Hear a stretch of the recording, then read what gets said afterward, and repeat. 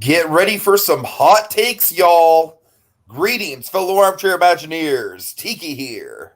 And Blue Dragon 5.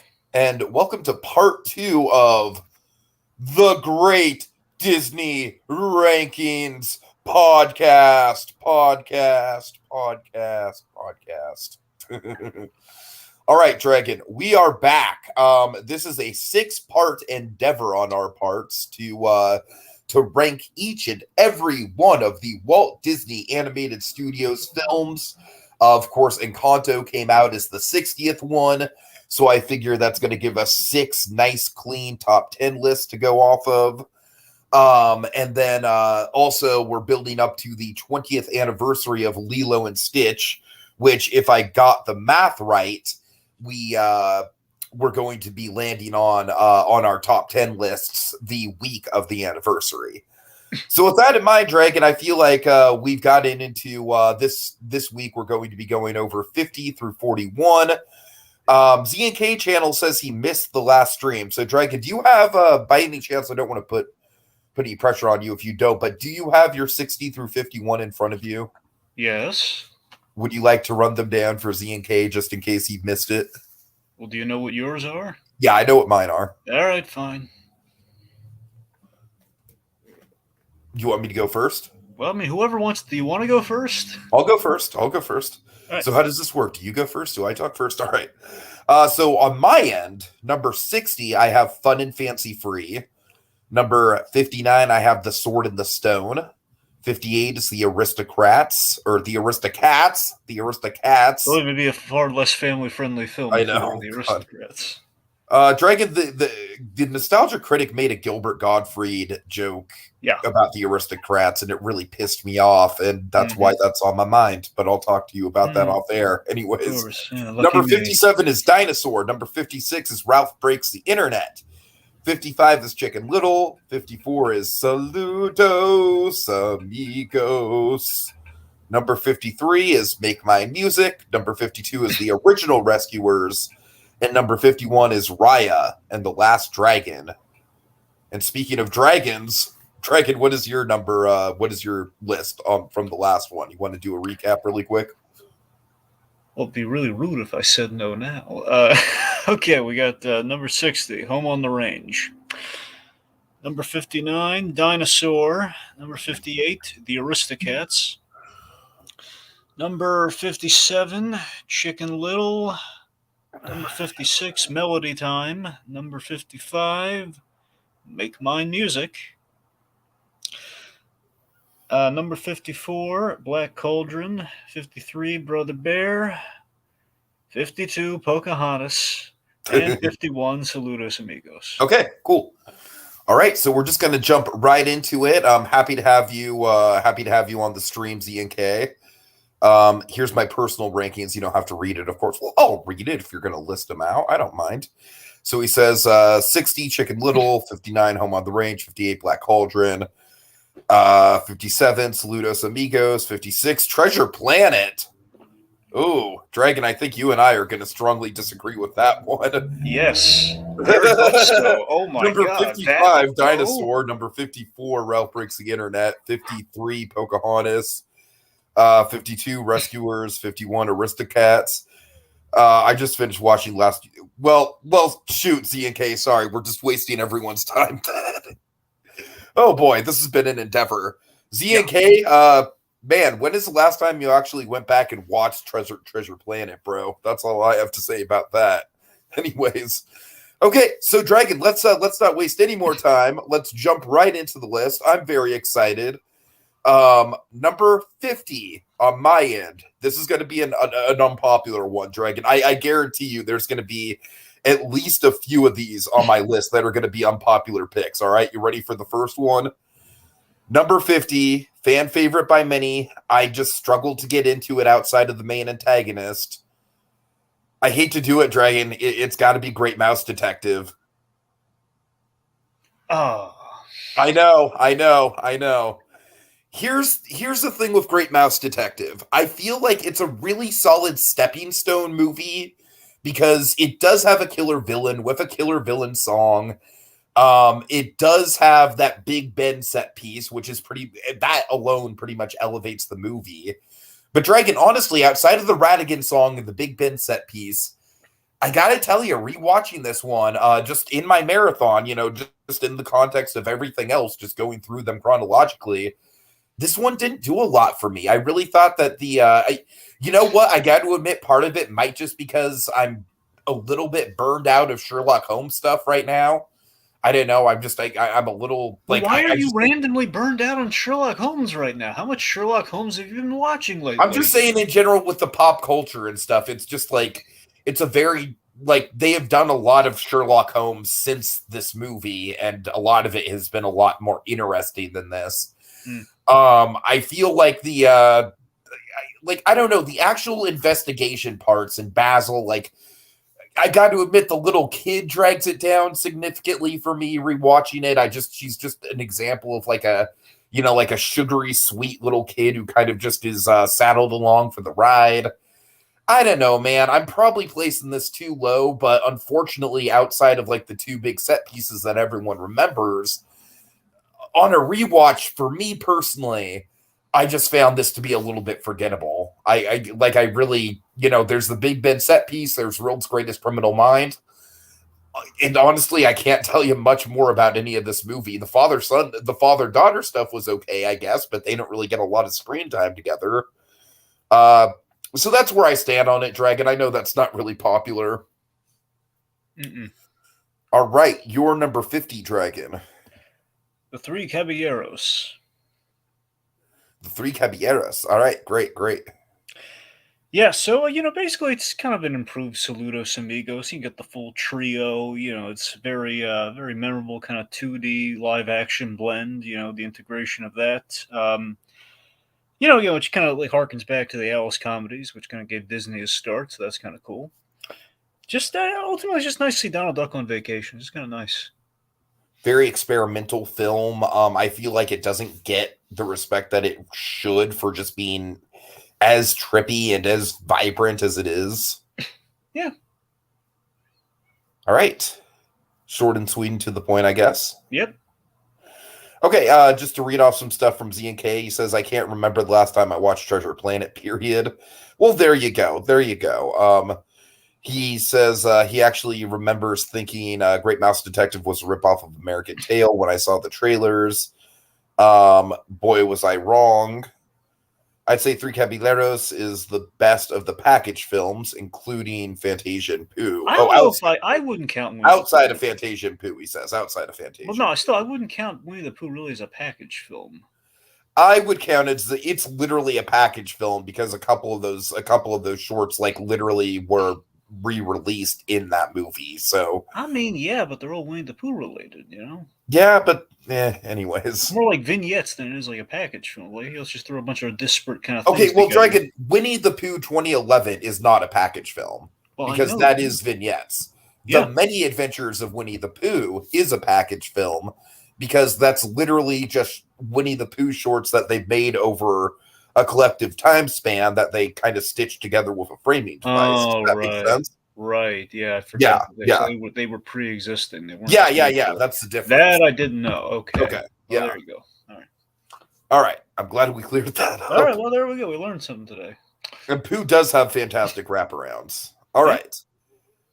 Okay, so let's see. My number 49. Oh boy, what is my number 49? Oh, okay. This is going to go by pretty fast because we already talked about it last time. It's Brother Bear. So yeah, I mean, I don't really have a ton to say that we haven't already touched on with this. I will say I am more of a fan of the songs than you are, Dragon. A couple of them drag, but I really do like the opening song, and I really do like Tell Everybody I'm on my way. I think that's a really good Phil Collins anthem. And genuinely, the first act of this movie kicks ass, and I wish the rest of the movie was like that. The movie, unfortunately, kind of falls off a cliff for a while as we're just kind of hanging out with these stupid mooses and riding woolly mammoths, which should be epic, but it ends up being lame. But at the end of the day, Dragon, I have this, outside of my bottom 10, at least. just because it is very impressive animation. I think there's bits and pieces of good story here. Basically, Dragon, for this part, I'm going to kind of be selecting films that have elements of them that I really like, but also different elements that kind of drag them down. Whereas I feel like our last 10 were mostly films that had bad elements with maybe a few redeeming qualities. So yeah, that's my stance with Brother Bear. I don't know. It's like with Brother Bear, I almost kind of liked it more and less than I thought I would on rewatch, where the annoying stuff was even more annoying than I thought it would be, but the good stuff was even better than I thought it would be. So I don't know. It's just kind of a frustrating movie. Yeah, I really like the song "Welcome." Indeed. I don't know. Yeah, you're right. I do remember it being used for Disneyland's 50th. That brings back memories, actually, now that you mentioned that. Okay, so Dragon, moving right along. What's your number 59? Or 49. 49, I'm sorry. Yeah, thinking back to the last show. I am. All right, number 49, a pick that you had on your list last time. Oh. The Rescuers. Okay, wow. So that's only like a couple spots, because I had mine. I had the Rescuers at like 51, so this is only a couple spots down. Yeah. Okay. So, I mean, look, the Rescuers, it's a fine piece of 70s Disney. It really is. No, seriously. Unfortunately, 70s Disney is kind of like a loaded statement. Yeah, but I tell you, I find a rustic charm to 70s Disney, though. It's kind of like there's kind of a comfy niche in there. Sure. Anywho. Yeah, so the Rescuers, again, it's Bernard and Miss Bianca. It's a really great love story you have going on. There's a very natural love story that's kind of happening beneath the surface. While they're kind of bonded together, doing something noble, which is trying to save a little girl in peril. I'm loving all that. I mean, the problem ultimately with the Rescuers for me is that it really drags. It does. It totally does. The biggest problem that 70s Disney had was that the 70s Disney dragged a lot in the plotting, because essentially what happened with a lot of these movies is that ever since Walt was gone, I'm not saying like even when Walt was there, this was like a cure-all, but especially in the early days of Walt, you had like all the money was on the frame. Like Pinocchio, for example, he kind of broke the bank on Pinocchio. One could argue. Mm-hmm. Then Fantasia and so on. But again, those early, the early four, let's call them, that's when you really had like all the money on the screen. Five, maybe technically. But point being, 70s was kind of like a hamstrung sort of thing. We're okay. We're going to go with kind of a house style, but we're going to try and diversify it with like the theme or the story at hand. And in the case of, the Rescuers, again, it was like a really good story at its heart. But again, we have our beats that we want to tell, but we kind of have to wait getting there. It's old after a while, and ultimately because of that, Rescuers just doesn't have much stay power, especially compared to the sequel, which is why it's so low. All right, fair. Z&K has some good observations. He says, I think Rescuers was one of my last Walt Disney Animation Studio films I saw. Same, Z&K, honestly, same. Not counting stuff from the last decade. The last one I saw was technically Bolt, which I just recently rewatched. So that was the last one, but we're still this was one of like maybe three. It was like this, no, four. I would say I think the ones that I hadn't seen yet going into this rewatch were Fun and Fancy Free, The Black Cauldron, this, and then Bolt. So yeah. Anyways, he also says he can't remember the first time he saw it, but he remembers it being the last song in the Under the Sea sing-along video. And Z&K, that brings up a little bit of childhood trauma for me, because that song is freaking depressing. And I remember that Under the Sea video because Under the Sea is like a very happy song. It's a very upbeat song. And then you get to the end of it and it's like, be brave, little one, sad little tears. And I'm like, oh no, it's so sad. And that's the note you're going to end on? So Z&K, yeah, that is a very weird, obscure childhood memory you just tapped into there. All right. So let's see. My number 48. What is my number 48 going to be? Oh boy. Okay, it's going to be Frozen 2. Let me tell you, Dragon, Frozen 2 is a movie where I think the soundtrack at this point is what's holding it up. I would go as far as to say, re-listening to the soundtrack, I know this is maybe not the most popular opinion. I know you might not agree. I do think the soundtrack for this is slightly better than the original Frozen. The only reason I say that is I feel like it keeps its consistency throughout. Whereas with the original Frozen, it's like we peak in the middle with Let It Go, and then we have what? Like the There's stupid only one song after that? There's like one left, though. What's the big deal? It's like, fine. It's like... Well, the big deal is that Let It Go is pretty much like at the end of Act 1 almost. So it's like we have like 2/3 of the movie with no songs after a bunch of memorable songs. Why does it always have to be a musical? We have our music, we got it in Frozen there, is clearly supposed to be a musical. I'm saying we have our musical in there. Why do we have to keep all right. Well, my point being, I think Frozen, everywhere. Look, Frozen obviously has the better story. And I think Frozen 2 probably has the more consistent music. And the more consistent music is probably the only reason why Frozen 2 is as high up on this list as it is for me. Because, Dragon, if you remember, you and I both did not really care for Frozen 2 all that much.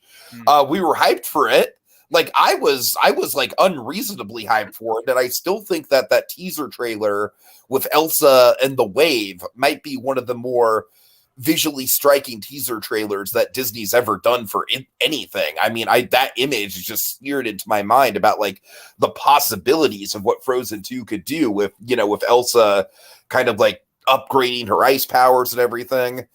Unfortunately, Frozen 2, the plot is a mess. It really is.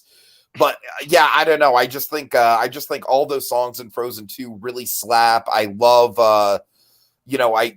I love the opening song. Of course, we have Into the Unknown, which is pretty iconic. The Kristoff song. Lost in the Woods. Yeah, but mostly those three. But I think the big thing that elevates it for me is the Panic at the Disco cover of Into the Unknown, which I think is maybe the best cover of any Disney song ever. All right. Z&K says that teaser trailer had the same hype as Lion King's teaser, just being Circle of Life. Yeah, I agree. It was very effective. You go from Whale of a Tale to that? Yeah, exactly. Z&K, exactly. Oh my god. Okay. So yeah, that's about it for me. I think this is pretty fair placement for Frozen 2. All right, Dragon, what's your number 48? Fun and Fancy Free. Okay, this was my number 60. Yeah. All right. Yeah, so I've always had quite the soft spot for Fun and Fancy Free. I'll admit, it's tricky because Fun and Fancy Free, for reasons you've said before, I love this thing, but mainly for the feature presentation of the shorts, which is Mickey and the Beanstalk. I love Mickey and the Beanstalk. It's great. It's a definitive retelling of that fairy tale perfectly to a T. Donald Duck kills it in that thing. He almost kills the cow, but he does a great job. He does, yeah. Yeah, that's what I'm saying. He literally almost kills it. It's awesome.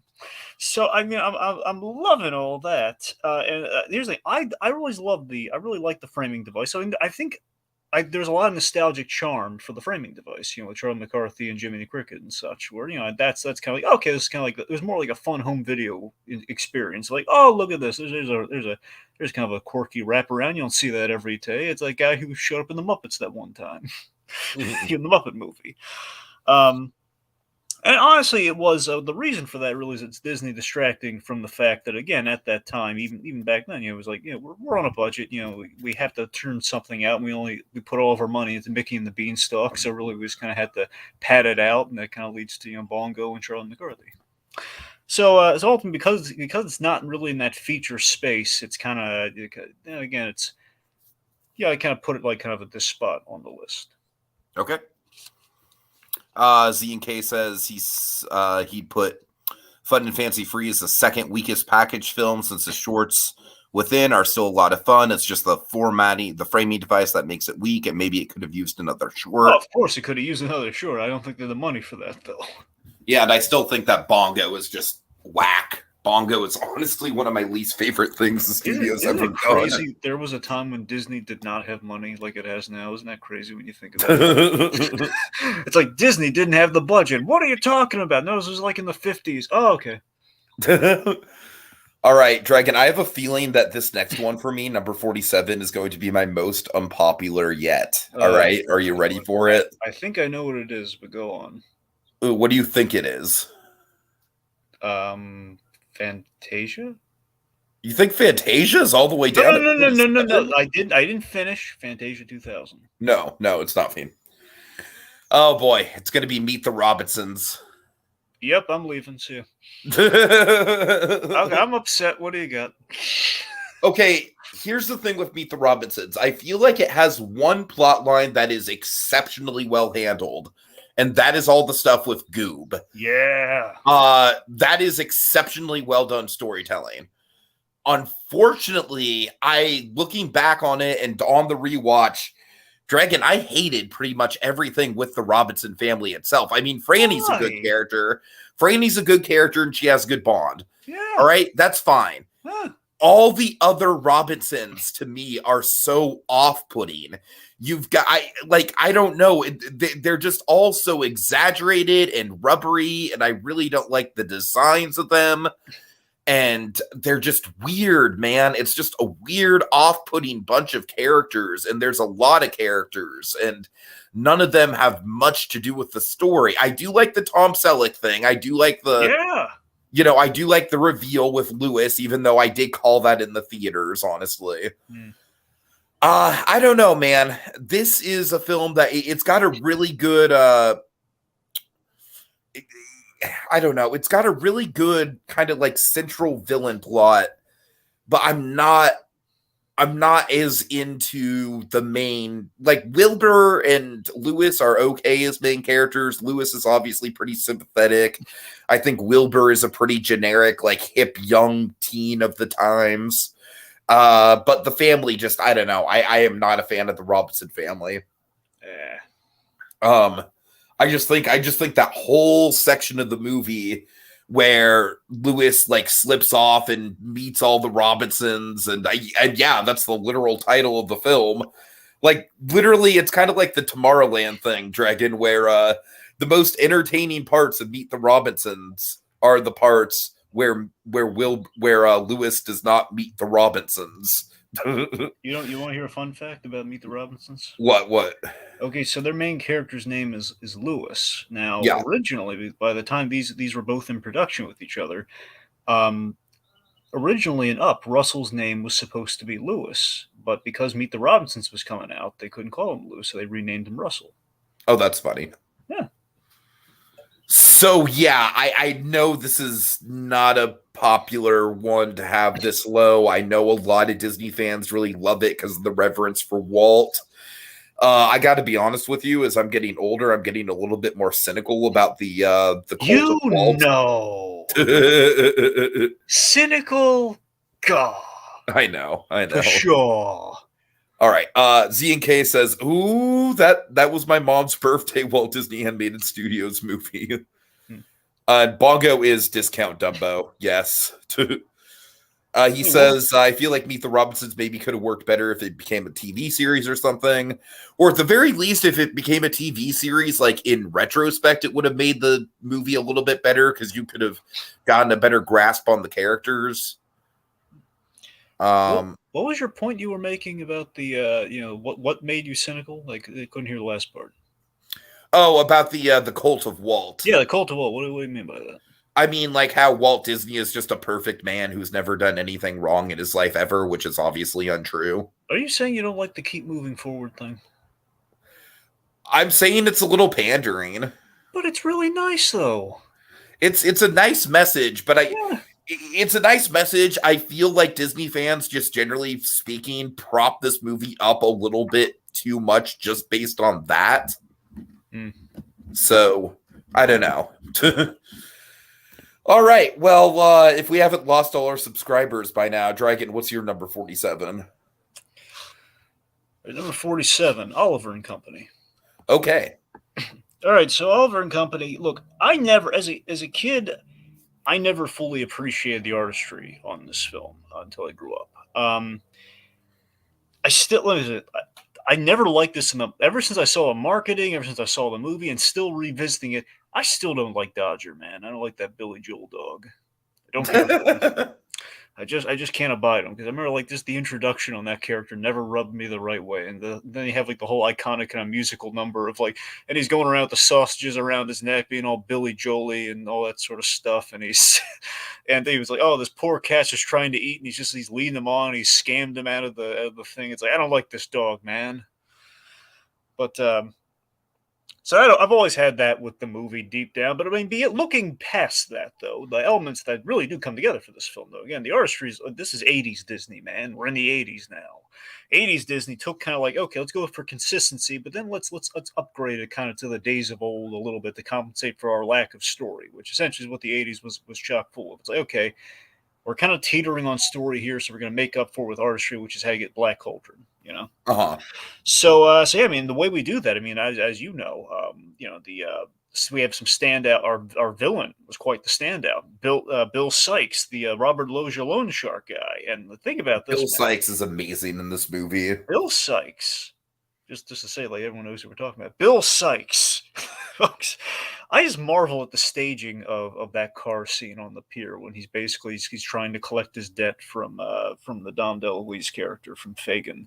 And if you ever go back to that scene, look at how beautifully staged it is. Oh, it's great, yeah. Well, he's hanging on, like the tension's there, and he's grabbing him while he's about to fall off the pier. He's dumping the ashes out, the cigarettes and everything. It's like, oh my god, it's that's what I'm saying. The artistry in this movie is sublime, truly it is. But yeah, it's like always for me. It's always been like the weirdest choice of it. Ultimately, it sounds like they want to do maybe a more straightforward Oliver Twist, and then it's like we got to '80s it up, man. Let's make it a cat. Let's throw Billy Joel in there. It kind of became like the '80s star power that they were kind of pandering towards in that period. And it just felt like it's Oliver Twist only in name only with Oliver, with Oliver and company, where it's like, we just kind of took the. I mean, you know what? Like, I'm pretty familiar with the story of Oliver Twist because I did a play of it in middle school, and I played Fagin, by the way, and I was awesome. Thank you very much.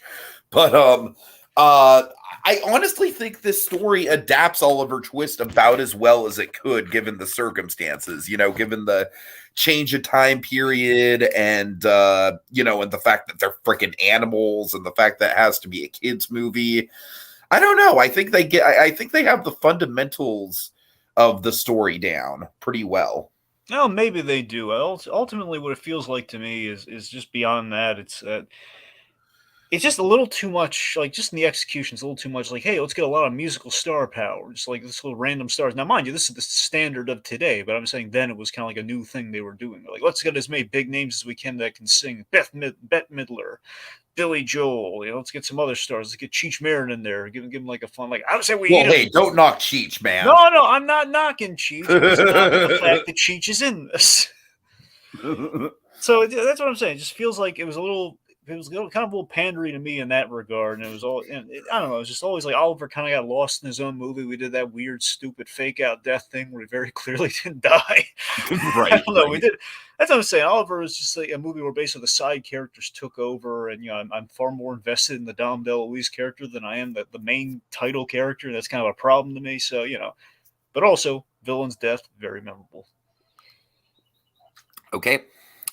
Z and K, I think it's safe to assume on both our ends that Dragon, you and I agree. Oliver and Company way better than Aristocrats. Least, right? Yeah, kicks the like curb stomps Aristocrats. Yeah. So don't worry, Z and K, we're with you there. Yeah. All right.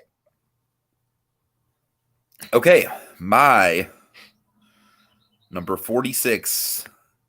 Dragon, I feel like this isn't going to be as shocking and unpopular for you, but it might very well be shocking and unpopular just for fans of like old school Disney animation. Like, I'm going to piss off the purists with this one. Would you like to take a guess? No. Okay, it's Sleeping Beauty. Interesting. So Sleeping Beauty is a fucking gorgeous looking film. I want to just get that off right now. Ivan Earl is one of my favorite Disney artists and background conceptualists. Like, I love his work. and the movie looks gorgeous. But the movie is freaking boring. Sad but true, yeah. Guys, this is the thing.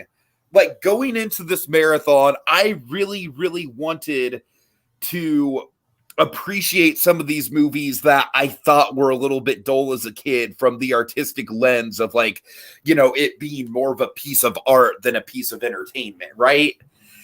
And unfortunately, I think in Sleeping Beauty's case, the artistic stuff works really well. And I honestly think if more of the movie was like that, I would like it a lot more. Dragon, you know what drags down the this movie for me, just hands down. And I know this is a divisive opinion somewhat, because I know people that love these characters. The blue fairies, man. Or not the blue fairies, the good fairies, the good fairies. Yeah. I forget which way they spun it, but they weren't blue. So Well, one of them was blue. Basically, well, I know one of them was blue. They went for primary colors. I get it. My point is, it's the fact that it was basically, hey, Dragon, they eat up so much goddamn screen time in this movie. Yeah, and the pacing is just, it's so slow, man. Oh, man. And honestly, even Maleficent is just a little bit like, you know, there is the issue of her kind of having a lame motivation. And I'm not going to lie, it does kind of stick out in modern times. Monkey says, had a feeling it'd be Sleeping Beauty. Well, yeah, Monkey, but to be fair, I was kind of like live tweeting my reactions to these things to you guys. So yeah, I don't know. I wanted to like this movie a lot more than I did. I really did. I really wanted to go into this one and be like, okay, like, my God, like, Ivan Earl's backdrops blew me away. I'm seeing some subtlety to the story that I haven't seen before. And unfortunately, yeah, only one of those two things happened. I did, you know, I have a greater artistic appreciation for this film than I ever had. But I also, just looking at it from an adult lens, it's just like the stuff with the good fairies just drags on forever. It's got a great climax, but that's about 5 minutes of the whole movie, Dragon. You know? It's like that climax is incredible, and it certainly is up there with the best Disney climaxes. But a great climax does not a great movie make. So I got to put this as high as it is for historical value. But I got to tell you, out of everything on the list so far, and I really hate to say this just because of how ambitious this movie is in our artistic level, this might be the one that I'd be the most hesitant to go back and actually rewatch from beginning to end. Just because it's that slow, and I'm just not into the fairies and their humor and the, you know, the darn pink and blue thing. It's a cute idea, but man, it just dominates the screen time. It was just the fact we don't need 3 fairies. Yeah. All right. So, Dragon, what is your number 46? Bolt. Okay. So yeah, I mean, Bolt, you know, it's this charming, humble little film that wasn't just, you know, like star power and cash in. You know, it's a humble little film. It's, you know, I like that we kind of take the diluted Buzz archetype, kind of the diluted Buzz slant, and apply it to kind of a canine actor who doesn't know he's a canine actor. So I mean, I've always thought that was a really cute idea. I'm not really one for like, hey, it's a dog movie, but you know, it's like, okay, we're giving that's a really interesting slant to give it, because it's time and test, and it worked really well last time we did something similar to this, and putting it in the real world. And you know, it's this you know, it's a dog who thinks he's a superhero, and he's kind of adjusting to reality. And it's a question of how long can he be deluded before he has to adjust. And the fact that we dedicated time wasn't just like we needed to build it up to like, and the reveal in the third act is mortal. You know, we didn't really do that.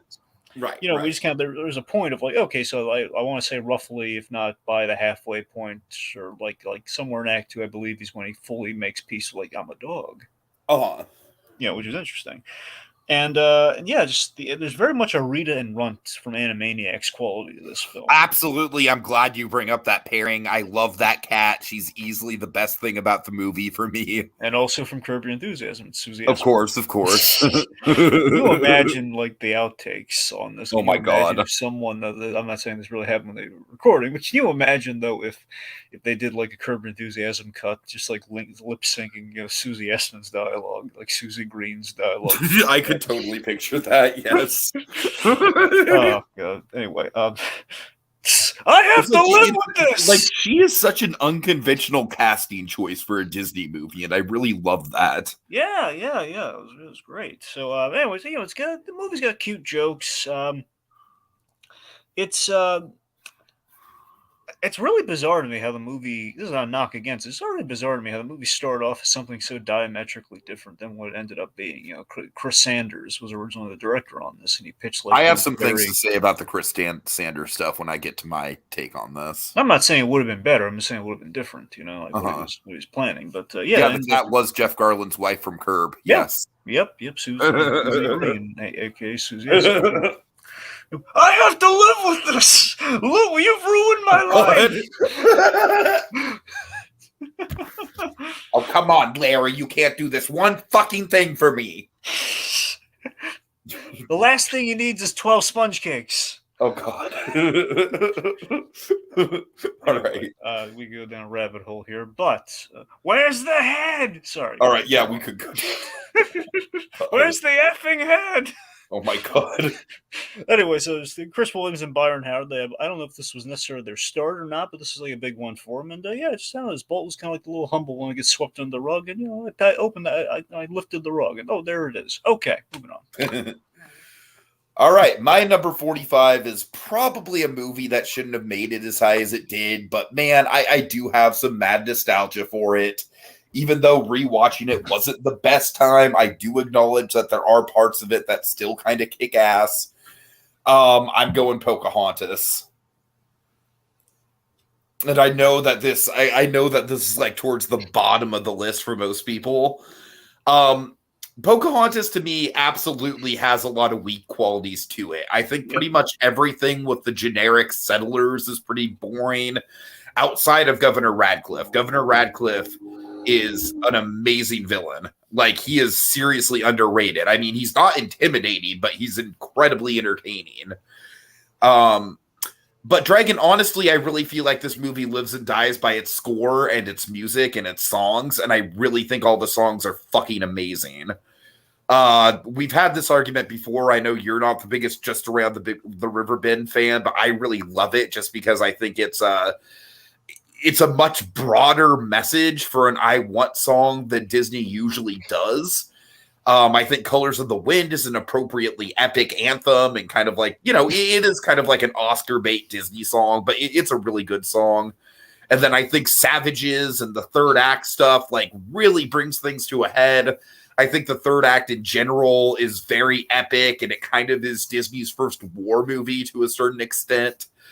I mean, obviously there's problems with the depictions of the Native Americans, and it is a movie that culturally is just going to get more and more dated as time goes on. I totally acknowledge that, but I do think it has a good look to it. I think it has a pretty incredible color palette to it with all the with all the nature and the wind swirling around with the leaves and everything. And I don't know, I do appreciate this one. Like I said, my sister and I grew up quoting the hell out of this movie. So, like, we have a ton of running jokes for this movie. So I do have an attachment to it just based on childhood nostalgia. But generally speaking, I do think this movie is very flawed. But I also think it's a little bit better than people give it credit for overall, acknowledging the flawed elements of it. All right. Monkey says, should I swipe right on Coco Hum? Oh, yes. You ever notice how most of the great Disney villains wear funny hats? Yeah, I did. Right. Z&K says, needed to keep the John Candy turkey. That's actually one of the things I appreciate about Pocahontas is the fact that the animals don't talk. It's like, it's rare, and I actually think the pantomime comic relief, let me put it this way, there's too much pantomime comic relief with the animals in Pocahontas, but I don't think any of it is necessarily annoying. I just think it kind of like takes away from the main story in certain elements. It'd be a really funny parody, like a Just Giglet parody, like Pocahontas' awkward Thanksgiving. Oh my god. God. Oh man. It's like the most uncomfortable Thanksgiving special Disney could ever make. Yeah, you're right. I think you're right. God. Okay, moving on from that. Dragon, what's your number 45? The Sword and the Stone. Okay. Thank God it didn't take too long to get to this one. Yeah, so Sword and Stone, it's kind of special. It's a building block for the next generation in that '70s period where we're kind of ushering in kind of the biggies who then go on to other things like. It was technically '60s, right? Oh wait, did I say '70s? Yeah, you said '70s. Oh, sorry, I meant '60s. Sorry. Basically, I'm sorry. I'm thinking the '60s because it has like you see that style starting to be ushered in the '60s, which then gives us the '70s. That's what I mean.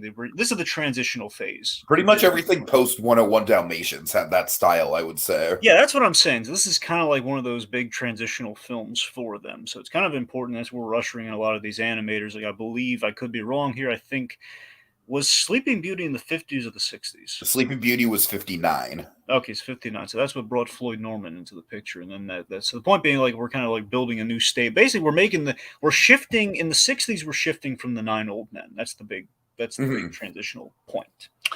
Now, remind me, was Wolfgang Reitherman, was he one of the 9 Old Men?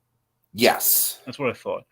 Anyway, so that's what I'm saying. Like we're starting to, like some of the 9 Old Men are directing, and basically the kind of the torches are being passed. So that's kind of the period we're in roughly at this juncture. So, yeah, I mean, I like the art style in this. I like that kind of transitional thing. I will admit there's a shortcoming in the story department, which is basically kind of the again which led to the problem and kind of that '70s Disney period, which the '60s kind of teed up with like, yeah, we're in that post Walt era, and we're skipping on the story. It's so weird with this movie because I would say this movie, it was made while Walt was still alive, but Walt had virtually nothing to do with it at I know. all. It's like really, and that's the thing. You know what? Here's the darndest thing. Here's why I really, deep down, this is why I really like Sword and Stone, is that Sword and Stone, while suffering from what it was kind of laying out '70s Disney, while suffering from like there's a lot of issues of padding.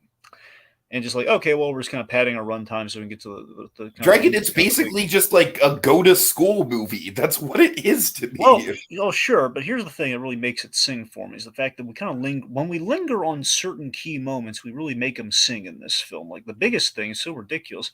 The whole affair with the squirrel. Very well done. I believe that was Frank and Ollie. I think Frank and Ollie did that scene. I'm pretty sure, yeah. That's what I'm saying. Like they really that's what I'm saying. You had the flourishes of like that were still there. You had like the whole like again we're padding, but we're really artfully padding this though. That's the thing. It's not enough to save it, mind you, but it's enough to really bask in. It's like, man, we're putting like the score and the animation. There's like a whole range of complexity here, but by the same token, we're like, and we have a fish song. I don't really need a fish song right here. Yeah. So like here's the thing: the magical romp stuff is like that's where we really drag our feet. It's like the whole Merlin is a fun character. Archimedes is a fun character. That's great, but I'm saying Wart not so much. What? Wart not so much. Yeah, it kind of drags down the average in this movie. But this is what I'm saying. I'm saying the Merlin Arthur dynamic is the heart of the film, and it's great. I love that. That's wonderful. And Kay is just a dick. Pretty much. But my point is, I love that dynamic. I love all that stuff. It's just I don't need them like transform into everything just to demonstrate that Merlin knows magic. I understand he knows magic. I get it. That's why he wears the funny wizard's hat. I get it. Right. I understand this. So I don't know. And also, I fully agree with your point you made last time. Where it's kind of a problem when we save the big sword like we moment. set up the Sword in the Stone at the very beginning, and then we literally do not see it at all.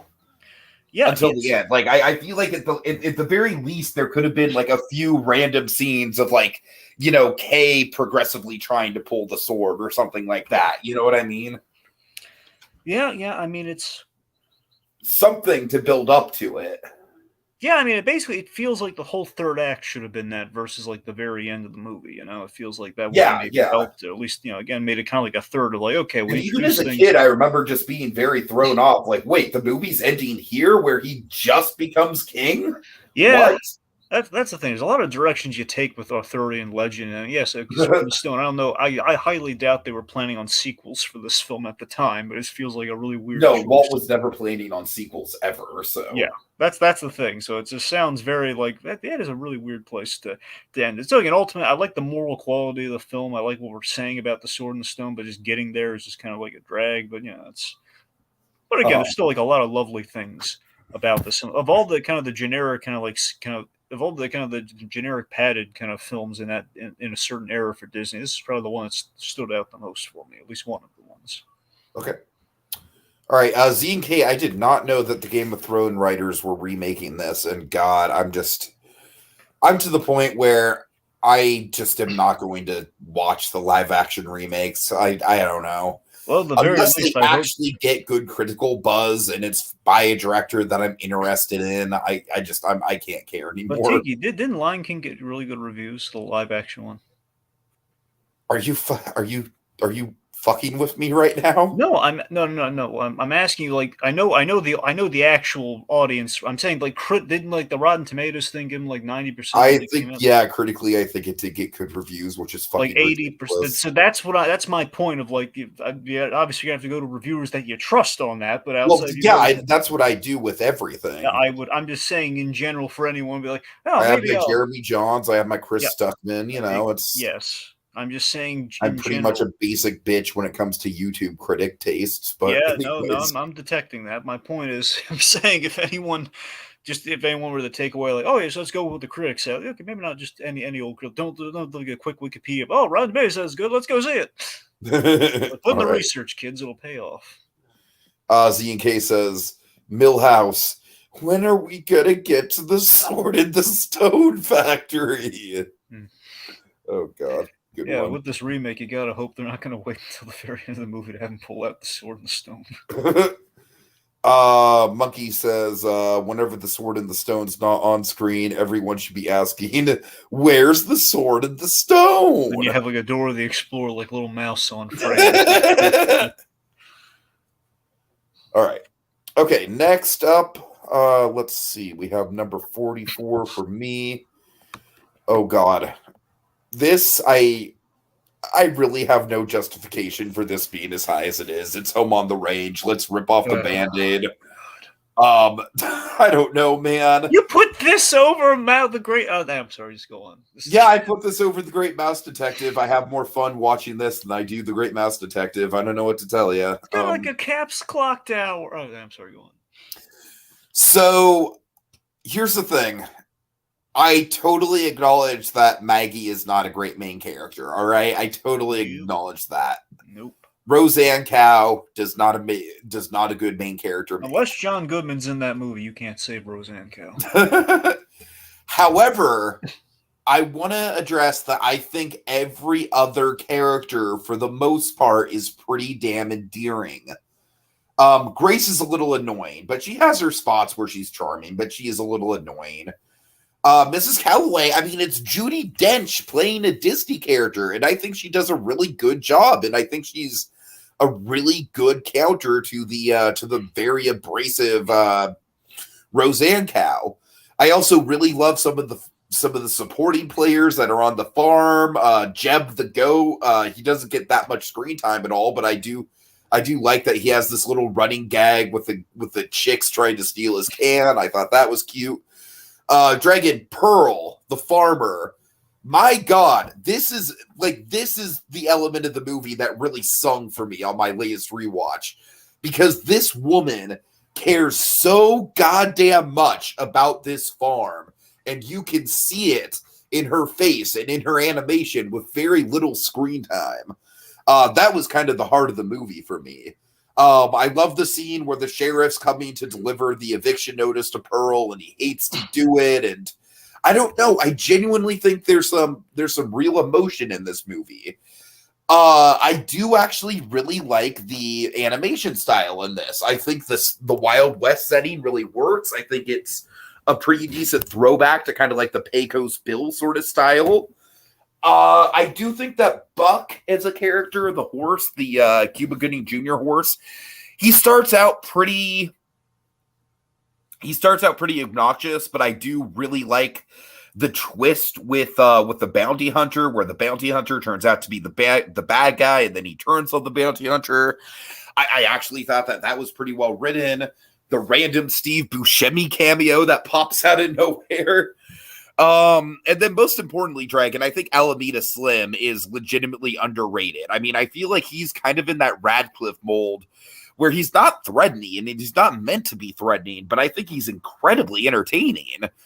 And the Willy Boys too. Dragon, I think one of the most underrated funny gags that, honest to God, I would put up there with like any gag in Emperor's New Groove is the whole thing where the one Willy brother's head is covering the little patch of heaven that's on Slim's map.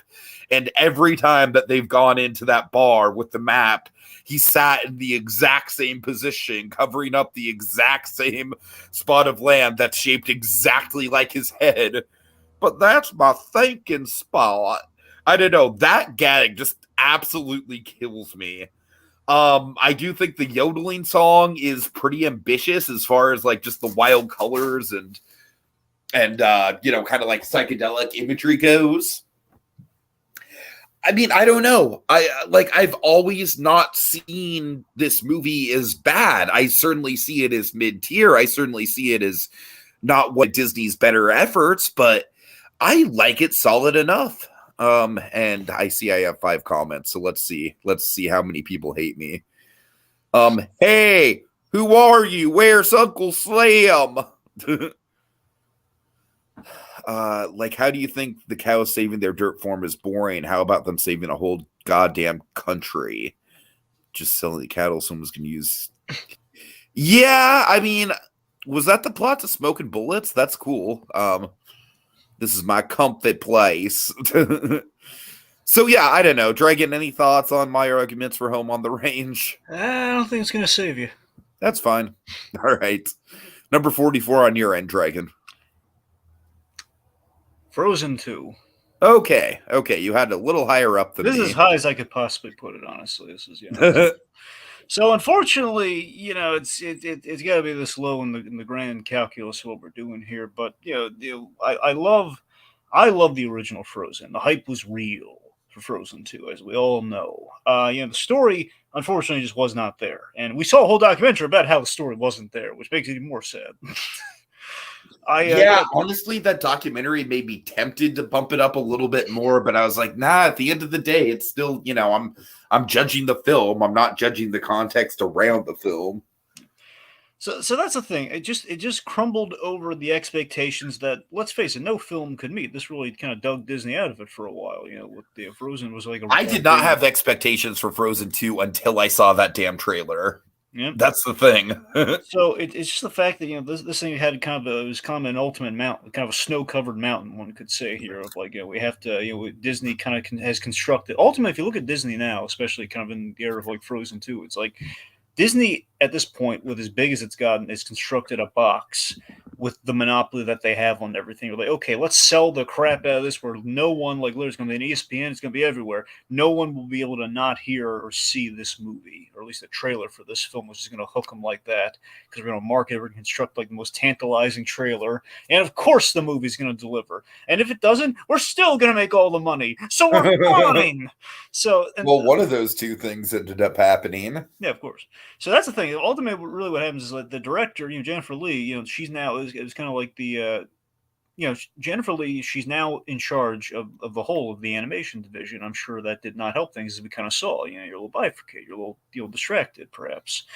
So I don't know. It's just, for me, ultimately, Frozen 2, the problems are, there are a number of things that I love, and I still love the property. I mean, if I had the shorthand, at the end of the day, it still doesn't top what we did in terms of a Frozen continuation with the Once Upon a Time, Frozen Over. Like, that was wonderful. It was excellent. That's the follow-up. Okay, that's what happened. I honestly like Olaf's Frozen Adventure better than I like this. Well, fine, but it's more just like let's summarize the shorts. But yeah, I'm just saying, Olaf's Frozen Adventure, like everyone poo-poos it just because of the circumstances which it was released, which were bullshit. Oh, sorry, no, I thought you meant like the ride for a second. No, yeah, no, Olaf's Frozen Adventure. I love Olaf's Frozen Adventure. Yeah, it's like everyone poo-poos that because of the Coco thing, but like, man, that little short is a big old slice of holiday cheer, man. It really is. It is. I feel like that really works. Yeah, that's what I'm saying.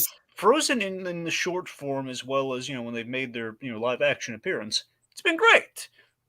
There's places. I'm honestly just counting the days before we get a Frozen remake, just a straight live action Frozen. I think it's honestly inevitable.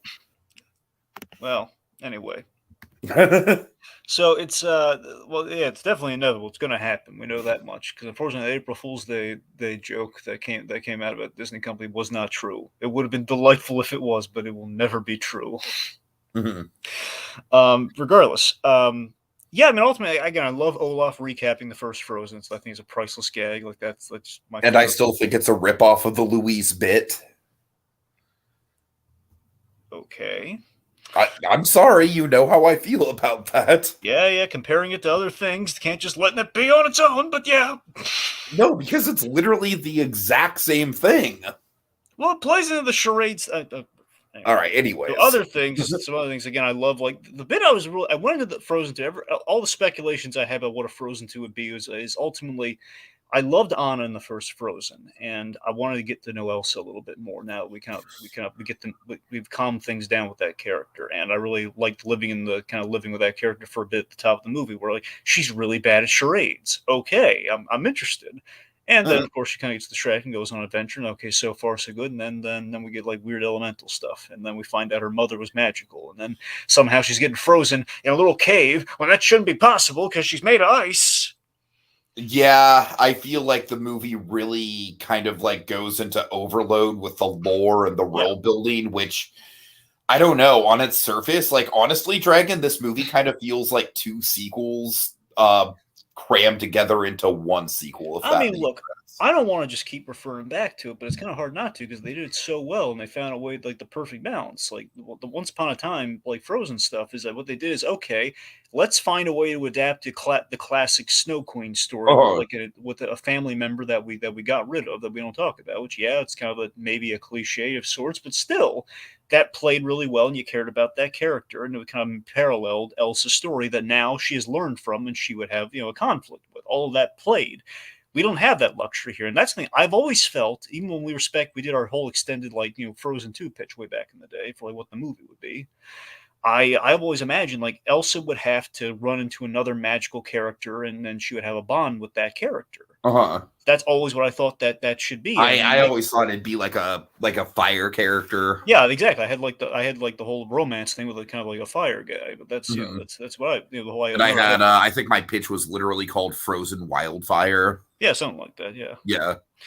Anyway, but yeah, I mean, ultimately you have the aspects that are working, like Kristoff's, like Lost in the Woods song. He's a little hamstrung, but we gave him a good song this time, and you have again, so you have those elements, but Into the Unknown, obviously, particularly as well, the Panic at the Disco version. But ultimately, it's just there's a lot of BS in between with our logic and our lore building, and ultimately the third act is without consequence or real logic, and that's a big problem. Mm-hmm. Monkey says fire character glances at Pixar today. And if I'm not mistaken, based on the poster, I think a romance. I'm not sure.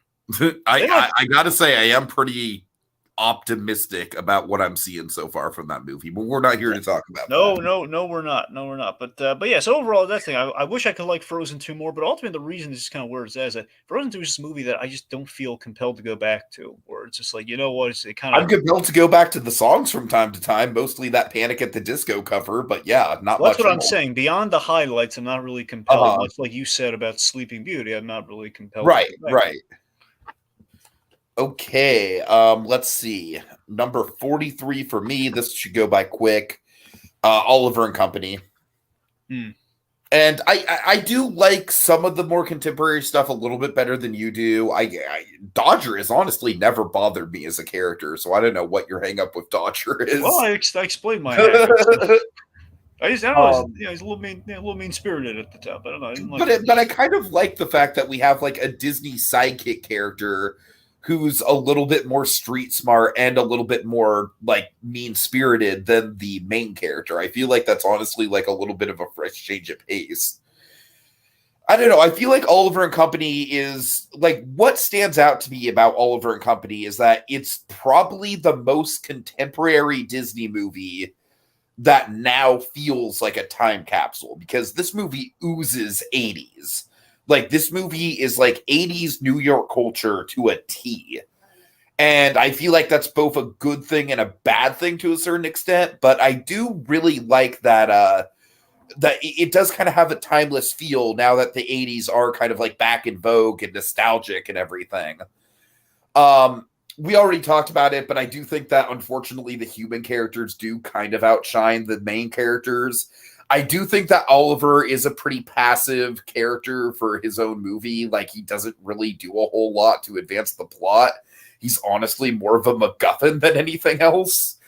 But that's more or less kind of how the original Oliver Twist goes down, where Oliver Twist as a character kind of just gets used as a bargaining chip for a bunch of different people. Bill Sykes, obviously a highlight. Dom DeLuise is Fagin. Perfect casting. Love his design. Love his love the tight-knit interaction with his animals. You really do feel the love there. I almost kind of feel like because it's dogs and not little kids, it makes the character a lot more lovable, right? Where, you know, he's taking care of a group of stray dogs. He's not literally enslaving a group of kids. You know what I mean? Like, I feel like that makes the character a lot more palatable. But yeah, and I do think that the Jenny stuff works a lot better on rewatch, where, first of all, that is a pretty important part of the original story as well, is Oliver getting adopted into another family and having to decide between the street life and his new life with the family. I think the poodle is a pretty funny rival for Oliver, and she has some pretty funny animation and bits. Of course, Cheech Marin gets introduced to the Disney canon. As you said, really wonderful set piece at the end with a great Disney villain death. Yeah, I mean, I just think this movie, honestly, the reason why it's not higher is just because I feel like we're really getting into a point now with some of these movies where it's going to be harder to pick out flaws. So all around, it's a very solid movie, but there's just the heights of these movies are just going to get higher and higher the more we go down the list. All right. So Z&K says there's an odd feeling when watching Frozen 2 where you can't really pinpoint where the first, second, and third acts are, which kind of makes the ending sort of sudden. Yeah, absolutely. I felt the same way in theaters. I think my dog preferences and native New York born roots connect me to it, aside from watching it a lot. Yeah, I could totally see if you're from New York, it would be a pretty special movie because it definitely like lives and breathes New York culture for sure. My golden retriever Chi-Chi was a lot like Georgette. She was a bit of a snob around other dogs. That's funny. All right. So, yeah, it's sort of similar to a Goofy movie and how they both capture the atmosphere of the decade. Yeah, I could see that. I mean, I think Goofy movie, it's like there's nothing that's dated about a Goofy movie. It's just a perfect time capsule, but I digress.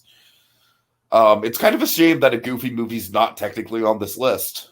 All right, Dragon, you're number 43. Winnie the Pooh, the 2011 film. Okay, that's fair. Yes, I mean not a lot here. Just it's a fun tribute to Winnie the Pooh. It's I think it's a very underrated return to the hand drawn kind of that. Was Winnie the Pooh was in the 70s, wasn't it? What was Winnie the Pooh in the 70s? It was in the 70s, yeah. Sorry. That's what I thought. So that's what I'm saying. This is like kind of a great return to the hand-drawn form as well as kind of that 70s era Disney, but actually with a little bit more, kind of like story quality and a little bit, a little more ambitious visually than we had there, but still it's kind of had that simplistic charm that Winnie the Pooh is known for. The voice cast was great. It's just darn pleasant and simple, and it just works, kids. I mean, it's not really reinventing the wheel, but it's like, hey, let's put what I really liked about it is I felt like it was a throwback to not just not just the Disney Renaissance, but it was a throwback specifically to Walt era storytelling. Yeah. All right. Cool. All right, let's see. My number 42 is going to be Ichabod and Mr. Toad. Da, da, da, da, da, da, da. Maybe you guys can do a DTV tier list. Is that, I assume that's Disney Tunes? Direct to video, Tiki. Direct to video. Oh, direct to video. I've been thinking about that. Yeah, possibly. Kind of go back and forth with this one. Maybe, the only problem with doing that is that there's a shit ton of Winnie the Pooh movies in that list. Like, I don't know if you've gone back and looked at that list, Dragon, but there are a shit ton of Winnie the Pooh movies. Like, Winnie the Pooh would absolutely clog up that list. All right, so Ichabod and Mr. Toad. I think, honestly, if it was just the Headless Horseman stuff, if it was just Sleeping Hollow, this might be, like, in my top 20. Because it's that good. It's just obviously, like, iconic, quintessential Halloween viewing. The Mr. Toad stuff is really fun. And like, I do appreciate it mostly for the fact that it gives us the ride. And I think the ride is much more the piece of pop culture from the Mr. Toad side of things that has stood the test of time rather than the actual short itself. The actual short itself is fine. I do think there's some really awkward elements in it. Like Winky being an obvious stereotype. And then, some stuff like the scale of the animals, which is interesting and in a cool direction. It's just kind of distracting in some ways. That the scale of, like, the rats and the toads, like, they're tiny compared to the humans. Like I said, like, an interesting art style. I'm just not sure, like, it's just a little bit, like, it kind of just throws you off. So, unfortunately, I just think, like, if Wind in the Willows was as good or on the same tier as Sleepy Hollow, this would be, like, far and away the best package film for me. But, yes, Wind in the Willow, like, again, it's good, but it's not great. Yes, it does cut out the Piper at the Gates of Dawn, I believe is what you're referring to, Monkey, with that scene. Forget Night Before Christmas. This was the first Disney movie that brought us Halloween versus Halloween or Christmas viewing debate, since Toad ends around Christmas. Yeah, you're not wrong. That is technically true. Although I think that Sleepy Hollow has much more relevance. Just like that whole thing is just marinated in Halloween time atmosphere. So obviously Sleepy Hollow, the better one of this bunch. And I really, really wanted to rank it higher. I really wanted to get this one to my 30s. But overall, just with stuff coming up, basically, folks, like, once we get into, like, the top 40, it's going to be pretty hard for me to be, like, actively complaining about a lot of these films. Because I think once we get into the top 40, there are going to be things that I can nitpick and be like, oh, this is why it's not as high. But ultimately, they're all going to be really great films. So, yeah. And this, like I said, obviously the Adventures of Ichabod and Mr. Toad, the Sleepy Hollow stuff, fantastic, wonderful. I just wish the Mr. Toad stuff was a little bit better executed. And that's my take on that. All right, Dragon, what is your number 42? All right, number 42. Ralph Breaks the Internet. This is all right. Ooh, I think this is a little too high, but that's fine. That's fine. I have my reasons. Okay. So, Ralph Breaks the Internet. I mean, ultimately, what's undeniable about this movie to me is I love the world building on this film. I really like the world building on Wreck-It Ralph, the original. Now, mind you, the original had the problem where it's not really exploring that terrain as much, but I think we explore a little bit more of it here. Regardless, just like what we're setting up, just period, with like how this world works, and kind of like the digital side of things here, where it's sort of this we make the progression from the arcade to we plug in a Wi-Fi cable, which okay, now we can go into the internet. It's a really clever idea. I love that. I've always loved the world of Wreck-It Ralph, so just kind of taking it from kind of broadening the setting like that, and it's like how the internet works. Like you're in like a little tiny little cube thing that takes you from point A to point B. People have avatars. You got the I like what gets us there too. I like the simple plot of like the e-boy thing, where okay, well we need to get a part on the arcade on the Sugar Rush game, and then obviously so that's a very straightforward plot. And we kind of we kind of basically lampoon the internet to achieve that goal. So that's all nice and clever. And I love Gal Gadot as Shank, and the slaughter race thing. That's all great. Honestly, I fully admit what you brought up previously. Felix and Calhoun, basically, look, I love those characters, and I think it's a good setup what we have with them. But yeah, not checking in with them. I get the logic, but I don't agree with it. The logic was, well, why would we cut back if we're really, with Ralph and Vanellope, and that's where the story is. That's the story they want to tell. Because subplots exist within movies. Or if I could finish my point, but there's that too.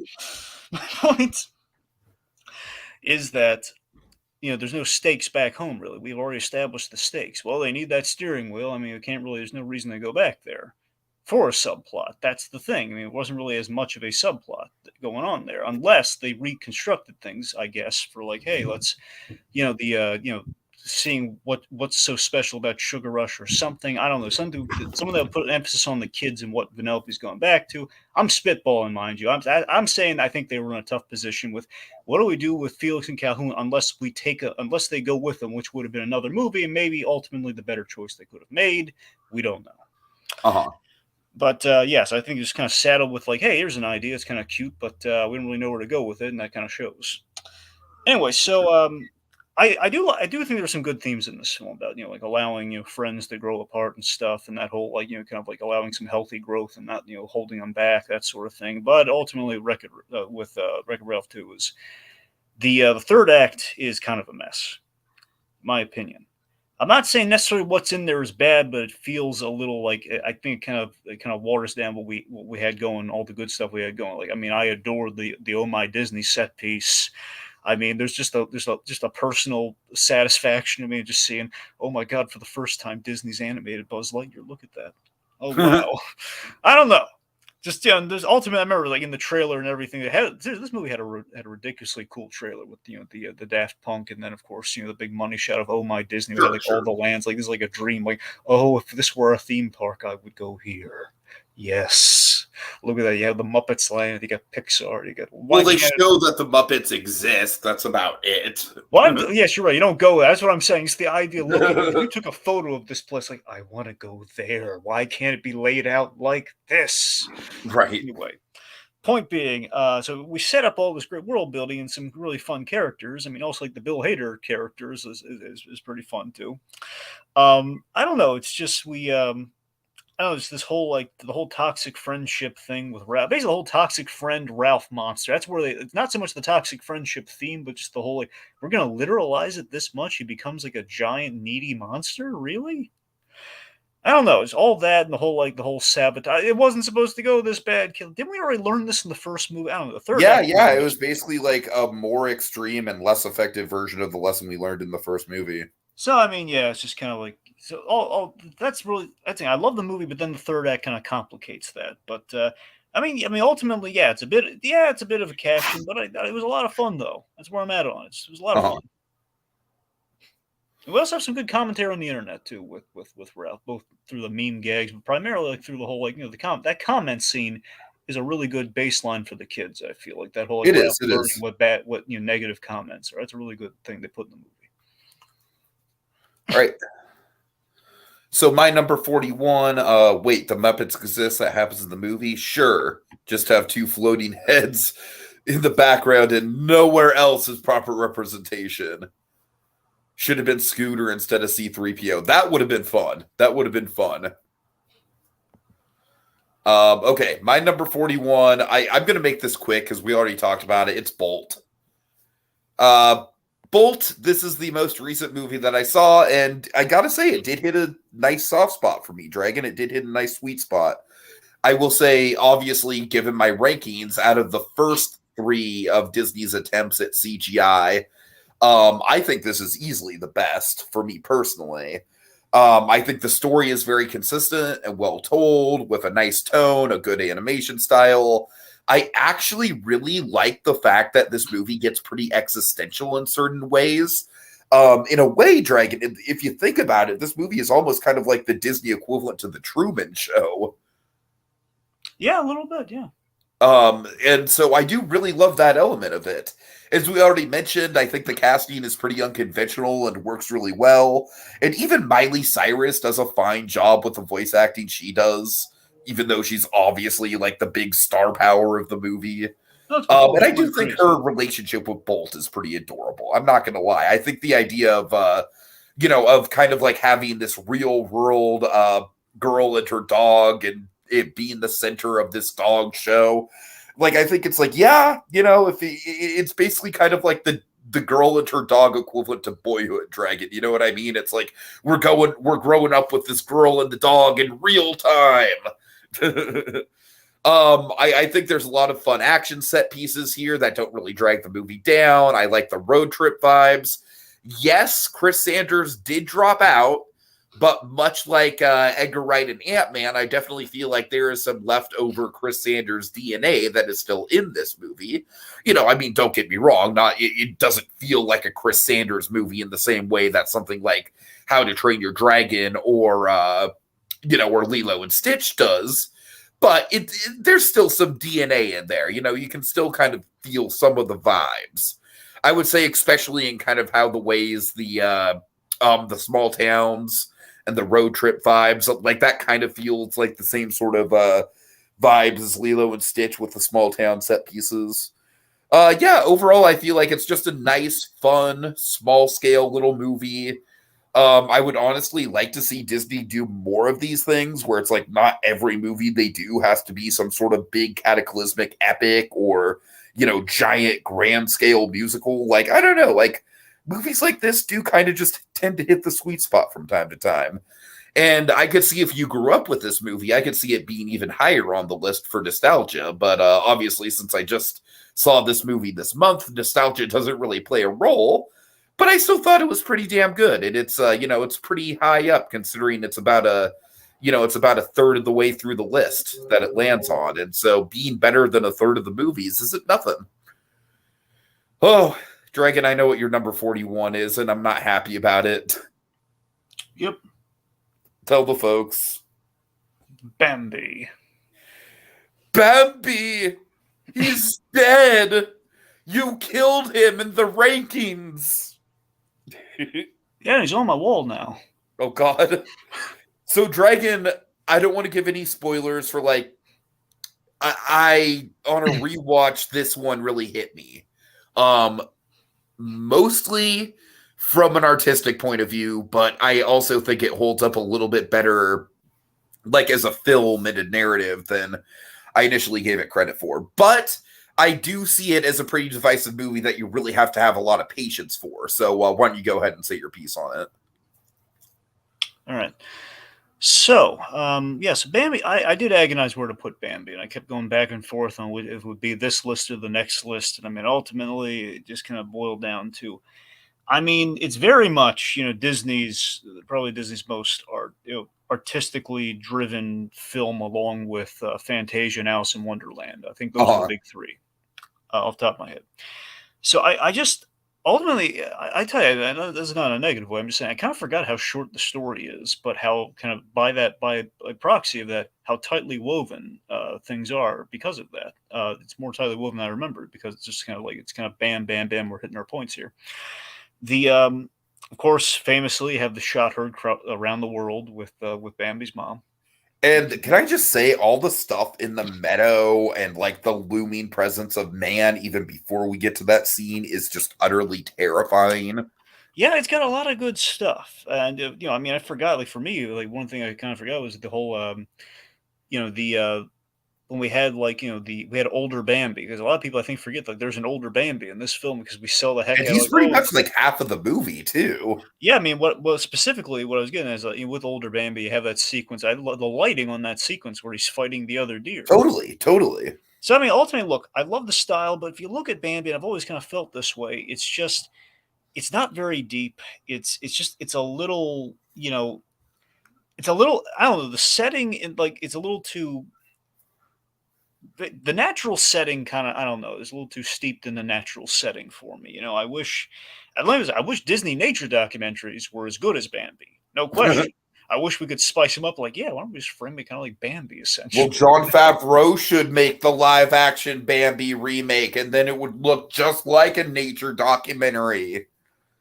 Well, if it were silent, it might actually work for him. Regardless, yeah. The point being, I don't know. Bambi ultimately is like not one that I go back to often, but I can't deny the artistry that's involved in it. But that's the thing. Bambi's like, yeah, okay. So what's this Bambi movie about? Okay, so it's about a little deer. Yeah, and the little deer, little deer is kind of going through the motions of life. It's a coming of age. It's a circle of life. I mean, yeah, but it's I don't know. It's just not. And I feel like the forest is more the main character than the deer. I think it's ultimately, this is going to sound really harsh, just kind of speaking off the cuff with it, but it's just like ultimately it's not super entertaining to me. It's just more beautiful than it's entertaining. I mean, I don't disagree with that, but the thing, it's like, hey, you want to watch a Disney movie? Yeah. What do you want to watch? Bambi. Okay, let's do that. Yeah, I mean, I hear what you're saying. I think something like Fantasia or Alice in Wonderland is going to be like the bigger crowd pleaser when it comes to like a super artistically ambitious Disney movie. Yeah. But I don't know, man. You're not going to see this pop up on my list for quite a few entries. I'll put it that way. Okay. All right, so we are done. I want to give a big thank you to Monkey and Z&K channel for being very engaging in their comments tonight. Dragon, would you like to do a quick recap of not the whole list, but just your 50 through 41 really quick? Okay. All right, number 50, Three Caballeros. Number 49, The Rescuers. Number 48, Fun and Fancy Free. Number 47, Oliver and Company. Number 46, Bolt. Number 45, The Sword and the Stone. Number 44, Frozen 2. 43, Winnie the Pooh, 2011. Number 42, Ralph Breaks the Internet. And number 41, as you just heard, Bambi. All right, my number 50 is The Great Mouse Detective. 49, Brother Bear. 48, Frozen 2. 47, Meet the Robinsons. 46, Sleeping Beauty. 45, Pocahontas. 44, Home on the Range. 43, Oliver and Company. 42, The Adventures of Ichabod and Mr Toad. And 41, Bolt. All right, this has been a really fun time so far, guys. We're about a third of the way through. I'm really looking forward to getting more into the thick of things here. You should definitely read the original Bambi book. I have read the original Bambi book, Z&K. I know how different it is. Z&K, have you read the original Fox and the Hound book? Dragon, you remember some of the details I laid out on my Fox and the Hound book, right? Well, I recall, yeah. All right, a really quick, Z&K says let's see, he has number 50, Brother Bear. 49, Frozen 2. 48, Fun and Fancy Free. 47, Make My Music. 46, Melody Time. 45, Robin Hood. 44, Raya. 43, Fantasia 2000. 42, Big Hero 6. 41, Sword in the Stone. Not yet. Jamie hasn't done a video comparing the two yet. I would look up John Solo, I believe, has a video, Z&K, if you're curious. Anyways, thanks for watching, everyone. Really excited about this listing, and it's been a fun time so far. All right, have a good one. Into the unknown.